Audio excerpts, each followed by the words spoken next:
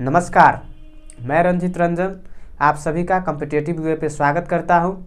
दोस्तों, आज हम पढ़ने वाले हैं रीजनिंग में कोई जो चैप्टर है वो नहीं लूँगा, क्योंकि चैप्टर मैंने एक पढ़ाया है और जो है कि अभी जो है कि एग्ज़ाम में जो लेटेस्ट एग्ज़ाम हुए हैं उसमें जो क्वेश्चन आए हैं उससे रिलेटेड क्वेश्चंस मैं लेकर आया हूँ। रीजनिंग का प्रैक्टिस क्लास होगा ये।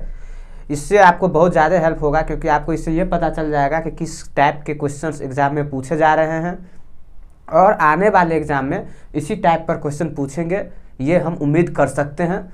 ठीक है दोस्तों, और इस टाइप के क्वेश्चंस का आपको बनाने के बाद आपको एक ये अंदाज़ा हो जाएगा कि इस टाइप के क्वेश्चन पूछते हैं। कोई ज़्यादा टफ क्वेश्चन नहीं पूछा जाता है, सिर्फ एग्ज़ाम में थोड़ा सा प्रेजेंस ऑफ माइंड को रखा जाता है ताकि आप ध्यान में रखें और सीरीज को और जो टाइप है कोडिंग डिकोडिंग हुआ इस सब टाइप के जो है कि क्वेश्चन को आप पकड़ पाएँ।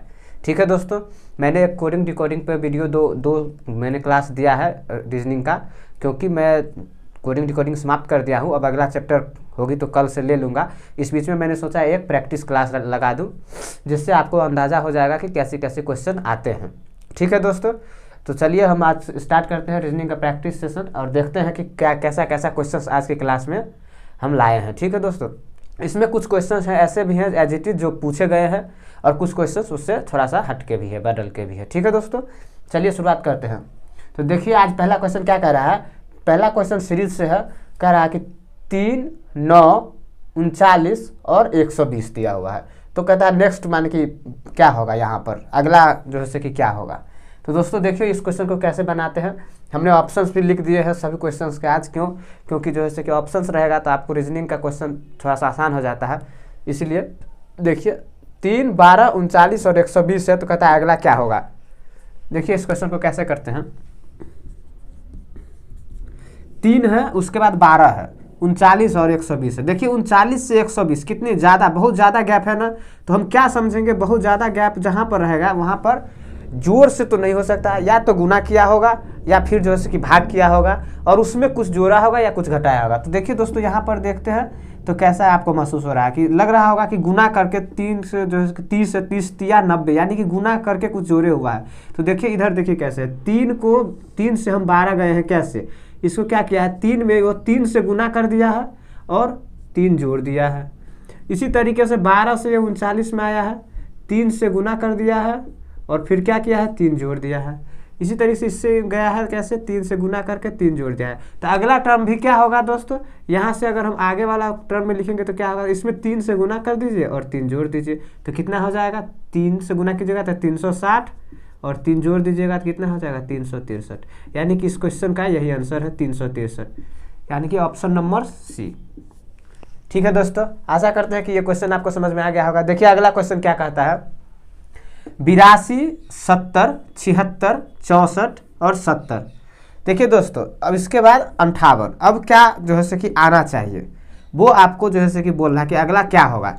82, 70, 76, 64 फिर 70 फिर 58 और अगला क्या होगा सब पूछ रहा है। ठीक है दोस्तों, देखिए इस क्वेश्चन को कैसे करेंगे। इस क्वेश्चन में देखिए ज़्यादा का अंतर नहीं है, 82 है, 70 है, 76 है, 64 है, यानी कि ज़्यादा का डिफरेंस नहीं है। तो ज़्यादा का डिफरेंस नहीं लगेगा तो हम क्या दिमाग लगाएंगे, क्या तो जोड़ करके दिया होगा या फिर घटा के दिया होगा। तो देखिए जैसे यहाँ से देखिए कैसे लाया होगा, ये 82 है, 76 है, 70 है, 64, यानी कि एक चीज़ हमें यहाँ से क्या कन्फर्मेशन मिल रही है कि यहाँ से यहाँ आने में ये -6 किया हुआ है, किया हुआ है ना। 82 -6 करेंगे तो, और यहाँ से भी यहाँ आने में क्या किया है, -6 किया हुआ। यानी कि हम ये समझ रहे हैं कि वह एक छोड़ के -6 करके दे रहा है, फिर एक छोड़ दिया है और ये -6 करके दे रहा है। यानी कि यहाँ से भी वो क्या किया होगा, यहाँ से यहाँ आने में -6 किया होगा और फिर यहाँ से भी क्या किया है, वो यहाँ आने में -6 किया है कि नहीं। ऐसे ही हम क्या करेंगे, अगला टर्म लेंगे तो क्या होगा, यहाँ से फिर हम आएंगे, एक छोड़ देंगे इसको तो यहाँ पर आएगा, तो इससे लेंगे तो इसमें से -6 करेंगे तो कितना आ जाएगा, 70 में से -6 कीजिएगा तो आपको आएगा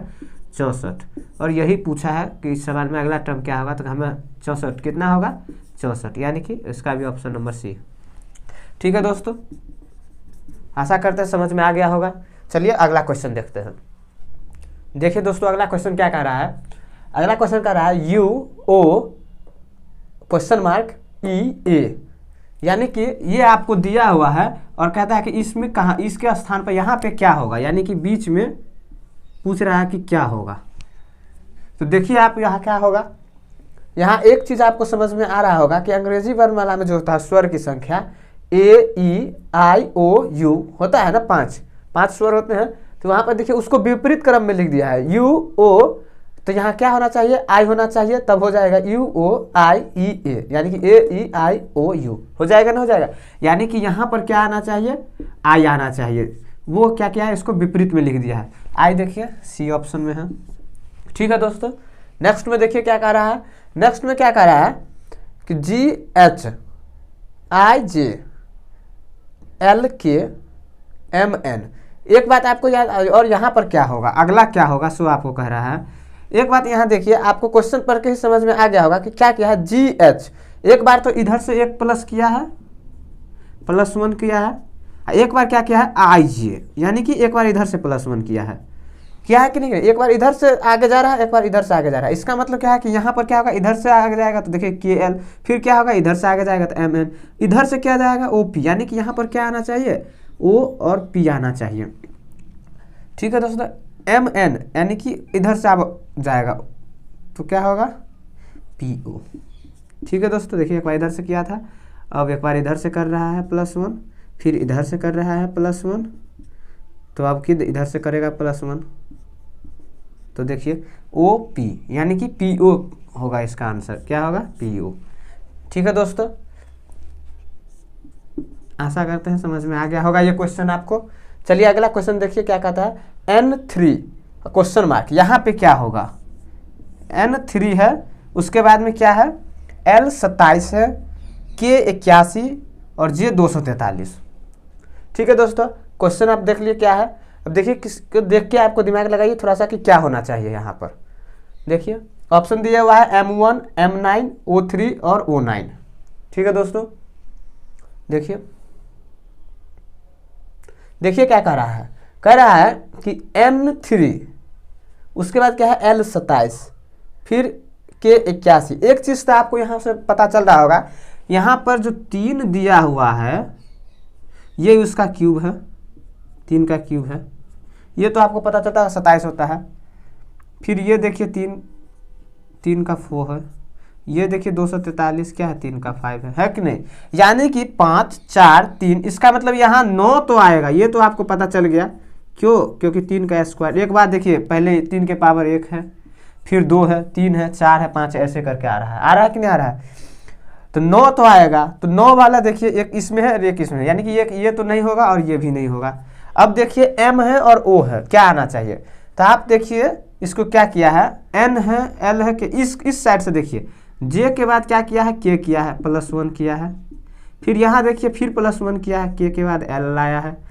इसका मतलब फिर हम +1 करेंगे तो L के बाद क्या आएगा M आएगा, यानी कि यहाँ पर M आना चाहिए। फिर देखिए M में +1 करते हैं तो N आता है कि नहीं आता है, इसका मतलब यहाँ पर क्या आना चाहिए M आना चाहिए, यानी कि M9 वाला जो होगा वही आपका आंसर हो जाएगा। तो M9 देखिए कुछ किस में है, B ऑप्शन में है। ठीक है दोस्तों, आशा करते हैं ये क्वेश्चन भी आपको समझ में आ गया होगा। अब चलिए अगले क्वेश्चन पर बढ़ते हैं। आइए दोस्तों देखते हैं अगला क्वेश्चन। अगला क्वेश्चन कहता है कि जो संबंध इतिहास का किससे होगा, जो वही संबंध गणित का संख्याओं से है। यानी कि इसका कहने का मतलब है कि गणित का संबंध संख्याओं से है, तो इतिहास का संबंध इसमें से किसका होगा। तो देखिए दोस्तों किसका होगा, घटनाओं हैं, लोगों हैं, युद्धों और तारीख। देखिए किसका होगा, गणित का संख्या से है तो इतिहास का किससे होगा। गणित देखिए दोस्त, गणित में क्या होता है, संख्याओं पर आधारित प्रश्न सब होता है, सब कुछ लेखा। इसी प्रकार से इतिहास किससे बन रहा है, इतिहास घटनाओं का संग्रह है। जितना घटना पीछे हो चुका है उस सभी का संग्रह कर एक जो लिखा जाता है उसे हम गणित इतिहास कहते हैं। वही बात है, इतिहास का किससे संबंध हो जाएगा, घटना से। आशा करते हैं समझ में आ गया होगा। अगला क्या है, एलिफेंट से ग्रासलैंड का संबंध है, तो ऑटर से किसका संबंध होगा। ऑटर समझ रहे हैं ना, ऑटर मतलब क्या होता है, उदय विलय होता है। उदय विलय एक जानवर है उसी प्रकार से जिस प्रकार से एलिफेंट है। तो ये कह रहा है कि एलिफेंट का इससे है तो ऑटर का किससे होगा। उद्बिलाव भी उसे कहते हैं, कभी कभी कहीं कहीं लिखा रहता है उद्बिलाव, उद्विलय भी लिखा रहता है। ठीक है, ऑटर का मतलब क्या होगा, हिंदी में क्या होता है हम समझा दिए हैं। एलिफेंट ग्रासलैंड, यानी कि ये जो है यहाँ पर रहता है, ये इसका निवास स्थान है। एलिफेंट कहाँ रहता है, ग्रासलैंड पर रहता है। यानी कि घास के मैदान पर। तो ऑटर कहाँ रहेगा, ये आपको पता होना चाहिए, ये जल में रहता है। ठीक है दोस्तों, कहाँ रहता है, जल में रहता है। ठीक है, अगला क्वेश्चन देखिए क्या कह रहा है, स्फीयर है और हेमी स्फीयर है। जिस प्रकार से स्फीयर हेमी स्फीयर का अनुपात दिया हुआ है, उसी प्रकार से इस चारों में से कौन जैसे कि इसके जैसा संबंध दिखा रहा है वो आप दिखाइए। आपको पता है कि स्फीयर और हेमी स्फीयर का मतलब क्या हुआ, स्फीयर मतलब हुआ ये गोला, इसको हम काट देंगे, ये हो गया हेमी स्फीयर, यानी कि 2 पार्ट में बांट दिए हैं, तो हेमी स्फीयर आ गया है, मानी कि इसको बांटेंगे तब ये आएगा। ऐसा किस में होगा, देखिए full moon, new moon, desktop, tablet, square, triangle, full day और नाइट। देखिए क्या होगा, देखिए फुल मून यानी कि पूरा चंद्रमा है और उसको हम काट देंगे तो थोड़ी ना न्यू मून आ जाएगा। न्यू मून तो ये भी एक न्यू मून ही है, ये आधा मून आएगा, लेकिन आधा तो यहाँ है नहीं, यहाँ कहता है न्यू मून, यानी कि ये नहीं होगा। क्यों, क्योंकि ये स्क्वायर को जो है हम स्पेयर को हम जब काटे हैं तो हेमी स्पेयर इससे निकला है, यानी कि सेम ही है। देखिए इसको यहाँ काटे हैं आधे पर से तो ये निकला है। डेस्कटॉप को तो जो अगर हम करेंगे तो टैबलेट, ये दोनों अलग अलग चीज़ है, डेस्कटॉप अलग है, टैबलेट अलग है। स्क्वायर, ट्राइंगल, यहाँ पर देखिए स्क्वायर कैसा होता है, ऐसा होता है, जिसके चारों साइड बराबर होगा, आपको पता ही होगा, मैथ में आप पढ़े होइएगा, नहीं तो हम पढ़ाने ही वाले हैं। स्क्वायर भी अब बहुत जल्द पढ़ाएंगे। स्क्वायर को हम क्या करते हैं, अगर हम इसको काटते हैं देखिए ऐसे, तो हमारे पास 2 ट्राइंगल निकल के आता है कि नहीं। इस प्रकार से देखिए यहाँ स्पेयर को जब हम काटे थे तो 2 हेमी स्पेयर निकल कर आया था कि नहीं। इसका मतलब ये तो सही है। अगला देखिए क्या कहता है, फुल डे नाइट, ये तो पूरे अलग है। इसका मतलब जो इसका इससे संबंध था वो यहाँ पर स्क्वायर का ट्राइंगल से है। इसका मतलब इसका आंसर क्या हो जाएगा, ऑप्शन नंबर सी, यानी कि स्क्वायर और ट्राइंगल। ठीक है दोस्तों, आशा करते हैं समझ में आ गया होगा। आइए दोस्तों अगला क्वेश्चन देखते हैं क्या कहता है। कहता है कि सेलेक्ट को PBIBZQ कोडिट किया जाता है तो साइंस को क्या कोड होगा। ठीक है दोस्तों, देखिए सेलेक्ट को ये किया गया है तो कहता है साइंस को क्या होगा। तो देखिए सेलेक्ट S है, यहाँ पर P है, तो S है और P है, तो यानी कि यहाँ से आप देखिए S से P पर आया है, फिर क्या किया है E से B पर गया है। यानी कि आप एक बात देख रहे हैं कि ये यहाँ से पीछे आ रहा है, यानी कितना पीछे आ रहा है, -3 कर रहा है। E से ये 5 पर है और ये 2 पर है, तो इसी से पता -3 कर रहा है। यानी कि हमें यह पता चल गया कि ये एक बार क्या कर रहा है, -3, और फिर अगला को क्या कर रहा है, -3, यानी कि -3 कर रहा है। तो साइंस का भी जो है कि -3 कर दीजिए, तो S का -3 करेंगे, S में से तो क्या आएगा, P आएगा। C का -3 करेंगे, देखिए दोस्तों C 3 पर है और -3 करेंगे तो 0 आएगा। लेकिन हम आपको बताए थे कोडिंग डिकोडिंग चैप्टर में कि 0 नहीं आता, 0 आएगा तो क्या होगा, Z आएगा। 0 का स्थान पर क्या आएगा, Z आएगा। 26 का स्थान पर भी Z आता है, 0 का स्थान पर भी Z आता है। तो यहाँ पर C में से -3 करेंगे तो क्या आ जाएगा, Z आ जाएगा। फिर देखिए I है, I में से फिर -3 करिएगा तो क्या आएगा, F आएगा। अब देखिए PZF, देखिए इसमें P से तो स्टार्ट ही नहीं है तो ये कट गया। यहाँ पर देखिए क्या है, Y है तो ये भी कट जाएगा। PZ तो है, PZ है, और तीसरा क्या F, और यहाँ क्या है L, यानी कि ये भी नहीं होगा। एक ही ऑप्शन बचता है, कौन, ये, यानी कि PZF BKZB ये होगा। यानी कि हम सब में से -3 कर देंगे, जैसे वो किया था वहाँ पर कोड किया हुआ था, तो ये आ जाएगा। यानी इसका क्या होगा, ऑप्शन नंबर 1। यहाँ पर भी क्या किया है, सब में से वो -3 कर दिया है। ठीक है दोस्तों, चलिए आशा करते हैं ये समझ में आ गया होगा। अगला क्वेश्चन पर बढ़ते हैं। अगला क्वेश्चन क्या कह रहा है, कहता है यदि किसी भाषा में प्ले को LPYA के रूप में कोडबद्ध किया जाता है तो स्लीव को उस कोड में कैसे लिखा जाएगा। जिस कोड में इसको ये लिखा गया है तो इसको क्या लिखा जाएगा, सो आपको कह रहा है। ठीक है दोस्तों, तो देखिए स्लीव को क्या, जैसे प्ले को क्या लिखा है, देखिए LP और YA, यानी कि इस दोनों को और इस दोनों को 2 क्रम में तोड़ा है, 2 का पेयर करके, और इसको क्या किया है, उल्टा कर दिया है। PL था तो LP कर दिया है, AY है तो YA कर दिया। इसी तरीके से इसका 2 करके और उल्टा कर दीजिए, LSWE। ये देखिए किस ऑप्शन में है, LS, ये तो S से स्टार्ट है, ये LE है, ये भी कट गया, D ऑप्शन, LSWE। ठीक है दोस्तों, ये भी क्वेश्चन आपको समझ में आ गया होगा। चलिए अगला क्वेश्चन पर बढ़ते। आइए दोस्तों अगला क्वेश्चन देखिए क्या कहता है। कह रहा है कि ब्रांचेज हैव लीव्स 6 7 3 यानी कि 6 7 3 से इसको कोड किया गया है। ट्रीज हैव ब्रांचेज को 7 4 6 से कोड किया गया है। मैंगोज आर ट्रीज को 419 से कोडबद्ध किया गया है। तो कहता है ट्रीज के लिए कौन सा अंक प्रयोग किया गया है। आपको दोस्तों हम ये बताए थे कोडिंग डिकोडिंग चैप्टर में कि क्या कि इस सब में हम कैसे निकालते हैं, कॉमन ढूंढते हैं। जिससे हमें जो संख्या पहले निकालने के लिए कहेगा जिसका अंक क्या है उसको हम पहले पकड़ेंगे। इसमें क्या कहा है, ट्रीज का कहा है। तो देखिए ट्रीज कहाँ कहाँ है। ट्रीज दोस्तों एक यहाँ पर है और एक यहाँ पर है। यानी कि कहने का मतलब क्या है कि एक इसका जो कोड है और दूसरा जो इसका कोड है, इस दोनों में ट्रीज कॉमन है तो एक अंक कॉमन होगा। देखिए वो कौन कॉमन है, तो इसमें यहाँ पर देखिए 4 है और यहाँ पर भी देखिए 4 है। बाकी दोनों देखिए अलग अलग है और एक ही कॉमन था, एक ही, इसका मतलब 4 एक ही बार में निकल गया। इसका आंसर कितना, 4। ये सबसे आसान तरीका है इसका करने का। नहीं तो आप क्या करते, जैसे तो आप ट्रीज इसमें भी है इसमें भी, तो आप कहते कि अब हैव है, इसमें ब्रांचेज भी है तो हैव यहाँ पर है, ब्रांच यहाँ पर है। अब इस दोनों का कोड देखिए इसमें क्या क्या कॉमन है। तब कहते 6 कॉमन है, 7 कॉमन है। फिर कहते यहाँ से ट्रीज का क्या वैल्यू निकला, 4। फिर यहाँ पर देखते क्या क्या ट्रीज का क्या वैल्यू है, 4। तो कहते हैं आप 4 नहीं, जो हमें निकालने के लिए कहा पहले उसको देखेंगे वो कहाँ कहाँ पर कॉमन है, उस सेंटेंस में से उसका क्या कोड है वो देख के बस तुरंत निकाल देंगे। ठीक है दोस्तों, आशा करते हैं समझ में आ गया होगा। चलिए अगला क्वेश्चन देखिए क्या कहता है। अगला क्वेश्चन देखिए सिलोजिज्म का क्वेश्चन है। कहता है कि कुछ स्मारक घड़ियां हैं और कोई घड़ी समय नहीं है। ठीक है दोस्तों, इसका 2 निष्कर्ष दिए हुआ है कि कोई भी स्मारक समय नहीं है, सभी घड़ियां स्मारक हैं। 4 ऑप्शन है, केवल 1 निष्कर्ष, केवल 2 निष्कर्ष, ना तो 1 ना ही 2 अनुसरण करता है, और 1 और 2 दोनों अनुसरण करता है। सिलोजिज्म का क्वेश्चन है, बनाइए पहले अपने आप, फिर देखिए इसका क्या आंसर आपको आता है। देखिए क्या आंसर आता है, हम बनाते हैं आपको दिखाते हैं। कुछ स्मारक घड़ियां हैं, इसका मतलब कुछ स्मारक मान लेते हैं कि ये स्मारक है। ठीक है, इसमें से कहता है कि कुछ क्या है, घड़ी है। चलो भाई कुछ घड़ी मान लिए, ये घड़ी है, ये पार्ट जो है कि घड़ी और स्मारक दोनों में आ गया। अब क्या कहता है कि घड़ी समय नहीं है, ये घड़ी जो है वो समय नहीं है, यानी कि समय जो होगा एक, ये मान लेते समय है, ये इसका कोई संबंध नहीं है, कोई घड़ी समय नहीं है। लेकिन दोस्तों एक बात इसमें और ध्यान रखिए, यहाँ कभी नहीं बोला, कहीं नहीं बोला है कि समय स्मारक नहीं है या स्मारक समय नहीं है। इसका तो बोल दिया है कि कोई घड़ी समय नहीं है, लेकिन ये नहीं बोला कि स्मारक और समय में कोई रिलेशन नहीं दिया है। इसका मतलब हम ऐसे भी बना सकते थे इसको कि ये जो है कि ये हो जाता है हमारा स्मारक,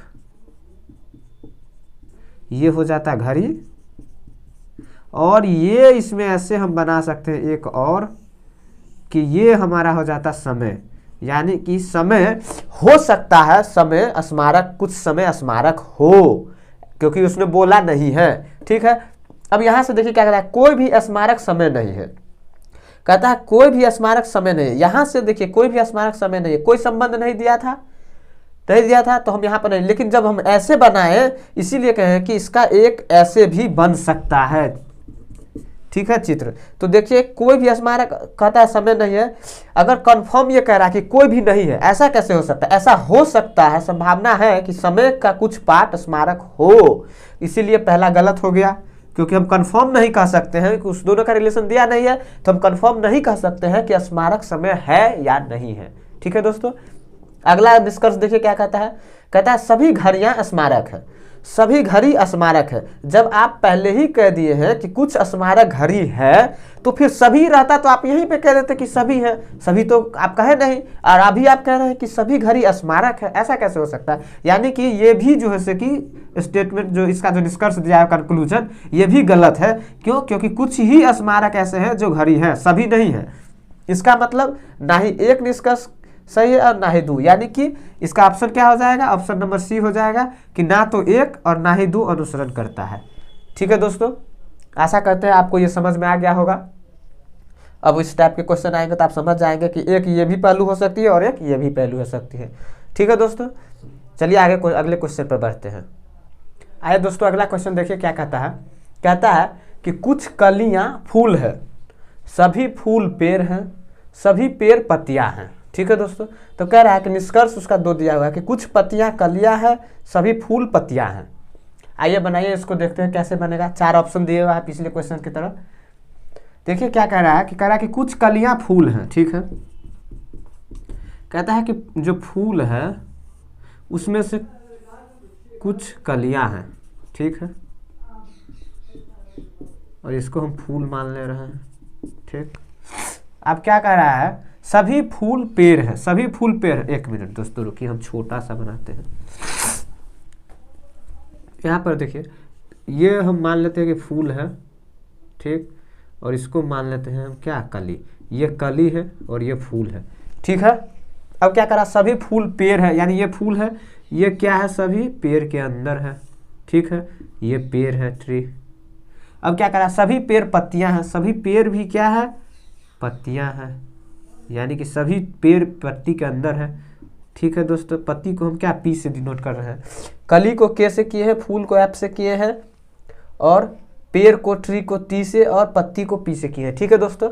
अब देखिए क्या कह रहा है, कह रहा है कि कुछ पत्तियां कलियां हैं, कुछ पत्तियां कलियां हैं, ऑफकोर्स हैं, क्योंकि कली फूल से लेकर यहाँ तक में कहीं भी साथ नहीं छोड़ी है, इसका मतलब पत्ती भी जो है से क्या आएगा इसमें, तो पहला एकदम सही है। दूसरा क्या कह रहा है, सभी फूल पत्तियां हैं, सभी फूल पत्तियां हैं, एकदम है, फूल पत्ती के अंदर में है, यानी कि है, यानी कि इसका मतलब क्या हुआ कि 1 भी सही है और 2 भी सही है, यहाँ पर दोनों सही है, तो इसका आंसर क्या हो जाएगा, ऑप्शन डी। 1 और 2 दोनों अनुसरण करता है, ठीक है दोस्तों। आशा करते समझ में आ गया होगा। एक बार और देख लीजिए क्या कहता था कि कुछ पत्तियां कलियां हैं, तो देखिए पत्ती जो है से कि वो कली के अंदर है, कुछ भाग है, यानी कि इतना भाग क्या है कि ये सब कली के अंदर है पत्ती का, यानी सही है। सभी फूल देखिए ये सब है, सभी पत्ती के अंदर में है, पत्ती यहाँ से लेके ऐसे करके था, तो इसका मतलब ये भी सही है, ठीक है दोस्तों। आइए दोस्तों अगला क्वेश्चन देखते हैं क्या कहता है। अगला क्वेश्चन ब्लड रिलेशन से है। ब्लड रिलेशन से क्या क्वेश्चन है, कह रहा है कि एक तस्वीर में एक आदमी की ओर इशारा करते हुए गुड़िया ने कहा, उसकी माँ की इकलौती बेटी मेरी माँ है, ठीक है। तो गुड़िया उस आदमी से कैसे संबंधित है, ठीक है, ये पूछ रहा है आपको कि गुड़िया उस आदमी से कैसे संबंधित है, ठीक है दोस्तों। 4 ऑप्शन आपको दिए हुए हैं, पत्नी, बहन, भतीजी या भांजी और भतीजा। तो बनाइए इस क्वेश्चन को और देखिए कैसे आता है इसका आंसर, आप देखिए कैसे बनाते हैं। इसका सबसे अच्छा मेथड है लाइन मेथड, क्योंकि लाइन मेथड से एकदम स्पष्ट और क्लियर हो जाता है, ठीक है दोस्तों। आइए इसको बनाते हैं और देखते हैं। कहता है कि एक तस्वीर में एक आदमी की ओर इशारा करते हुए, मान लेते हैं आदमी ये है, कहता है कि आदमी को इशारा करते हुए गुड़िया ने कहा, और मान लेते हैं यहाँ पर गुड़िया है, तो उसकी माँ यानी कि उस आदमी की माँ, ठीक है, उसकी माँ की इकलौती बेटी, इसका इकलौती कोई बेटी होगी, ठीक है, जो इकलौती है, इकलौती बेटी मेरी माँ है, यानी कि इसकी माँ है, इसकी क्या है, माँ है। तो गुड़िया उस आदमी से, इस आदमी से, जिससे कहेगा, एक यहाँ पर ध्यान देने वाली बात है कि गुड़िया उस आदमी से कैसे संबंधित है, जिससे कहेगा हम उससे रिलेशन की तुलना करेंगे, न कि उल्टा कर देंगे। यहाँ पर बहुत सारे स्टूडेंट क्या करते हैं, उल्टा तुलना कर देते हैं और आंसर गलत ले आते हैं, इसीलिए उल्टा नहीं करना, आपको ध्यान रखना किससे कह रहा है, उस आदमी से, इसका बहुत वैल्यू है, उस आदमी से, यानी कि ये आदमी ये है, यहाँ से देखिए इसका क्या रिलेशन है, ऐसे देखेगा, ऐसे नहीं देख लीजिएगा। तो देखिए क्या कहता है, इसकी माँ की बेटी, यानी कि इसकी कौन हो गई, बहन हो गई। अरे भाई किसी की माँ, यानी मान लीजिए यहाँ पर राम रहता है, तो राम के माँ की बेटी, तो राम की कौन होगी, बहन होगी ना, तो उसकी बहन हो गई, और जो इसकी बहन है वो इनकी माता है। इसका मतलब क्या हुआ कि ये इसका क्या हो जाएगा, इसके बहन की बेटी हो जाएगी ये, यानी कि इसकी अगर इधर से हम देखें तो इसकी कौन होगी, बेटी होगी, होगी कि नहीं होगी, यानी कि इसके बहन की बेटी इसकी कौन होगी, या तो भांजी होगी, स्पष्ट है। इसे कभी कभी इंग्लिश में भतीजी भी होता है, यानी कि ऑप्शन में देखिए भांजी या भतीजी, दोनों में से जो दिया होगा वो होगा, दोनों दिया हुआ है, ठीक है। सी नंबर ऑप्शन इसका सही उत्तर होगा, समझ गए होइएगा, ठीक है दोस्तों। तो दोस्तों ये क्लास आपको कैसा लगा आप हमें कमेंट करके ज़रूर बताएं। अगर इस क्लास से संबंधित कोई डाउट हो या किसी क्वेश्चन में कोई डाउट हो तो आप हमें ज़रूर कमेंट कीजिए और इस वीडियो को लाइक कीजिए। अगर आप हमारे चैनल पर नए आए हैं तो चैनल को सब्सक्राइब कीजिए, क्योंकि इस पर प्रत्येक दिन सुबह 6 बजे आपको मैथ रीजनिंग की क्लास होती है। आज मैथ होगी तो कल रीजनिंग होगी, या फिर सप्ताह में 3 दिन मैथ होगी तो 2 दिन रीजनिंग होगी। शेड्यूल आपको आ जाता है। और आप अगर हमारे चैनल को सब्सक्राइब किए रहिएगा और बेल आइकन को दबा लीजिएगा, जरूर बेल आइकन को दबाइएगा, क्योंकि वहाँ से आप जब भी बेल आइकन को दबाइएगा तो आपको सारे हमारे क्लास की नोटिफिकेशन आप तक सबसे पहले पहुँचेगी। जैसे ही हम क्लास में आएंगे आपको नोटिफिकेशन पहुँच जाएगा। ठीक है दोस्तों, थैंक यू।